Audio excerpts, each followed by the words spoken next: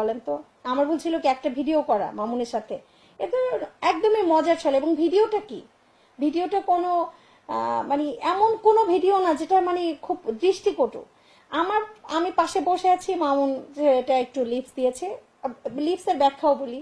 যখন ওকে আমি জামিন করালাম, তো ওই গানটা সিলেক্ট করে বললো, আপু আপনাকে পেয়ে আমি আশা পেয়েছি, তুমি ছিল না আশা, এই টাইপের একটা গান আছে।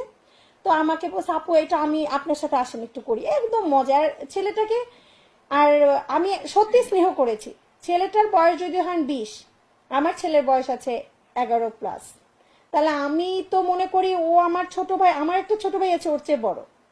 আমার ভাইগুলো যারা আছে, আমার ভাইগুলো ওর চেয়ে অনেক বড়। তাহলে ওকে আমি সিম্প্যাথেটিক দৃষ্টিতে ওইভাবেই দেখেছি। কি ওর ফ্যামিলিটা আমি দেখেছি, ওর মা আমার কাছে এসেছে আমি দেখেছি, সবকিছু মিলে আমার ওর প্রতি একটা সিম্প্যাথি যাবেই, এটাই স্বাভাবিক। এটা মানুষ হিসেবে মানুষের জন্য যাওয়া।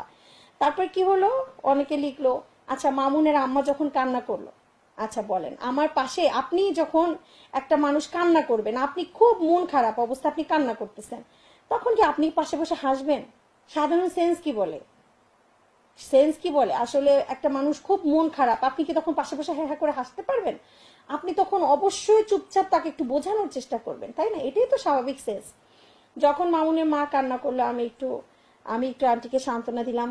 আন্টির কান্না দেখে আমারও মন খারাপ হয়েছে। সেদিন জামিন হয় নাই, সেটাও একটা এটা তো আমার একটা ডিসক্রেডিট, তাই না? একজন আইনজীবী যদি একটা মক্কেলকে জামিন না করাতে পারে, রিমান্ড আমি নামঞ্জুর করেছি, এটা যেমন আমার ক্রেডিট। বাট আমি যখন আইনজীবী হিসেবে জামিনটা নামঞ্জুর হয়েছে, তখন ওটা আমার জন্য, এবং আন্টি যখন কান্না করলো, ওটা তো আমার জন্য খুবই ডিসক্রেডিট এবং আমার জন্য মন খারাপের একটা বিষয়। একদমই একজন মানুষ হিসেবে আমার মনটা খারাপ হয়েছে। তো সেটাকে কি বললেন, আমার খুব সুন্দর একটা ফ্যামিলি আছে। আপনারা যারা ফেসবুক আমার মনে হয় ইতিমধ্যে সবাই দেখে ফেলেছেন, আমার 3টা বাচ্চা আছে। তো আমার একটা ফ্যামিলি আছে, আমার একটা সোসাইটি আছে।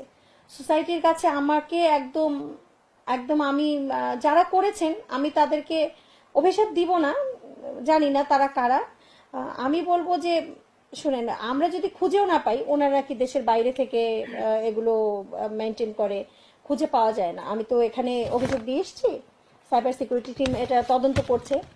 বাংলাদেশে যারা মডারেটর আছে বা বাংলাদেশে যারা কানেক্টিভিটি আছে, আমি সব লিঙ্কগুলো দিয়ে এসেছি, ওনাদেরকে শনাক্ত করার চেষ্টা করছে। কিন্তু আমার কথা হচ্ছে, মাঝখানে মানে আমার নিজেকে ক্লারিফাই করতে যতটুকু সময় লাগবে, ওই সময়টা আমার জন্য খুবই খারাপ গেছে।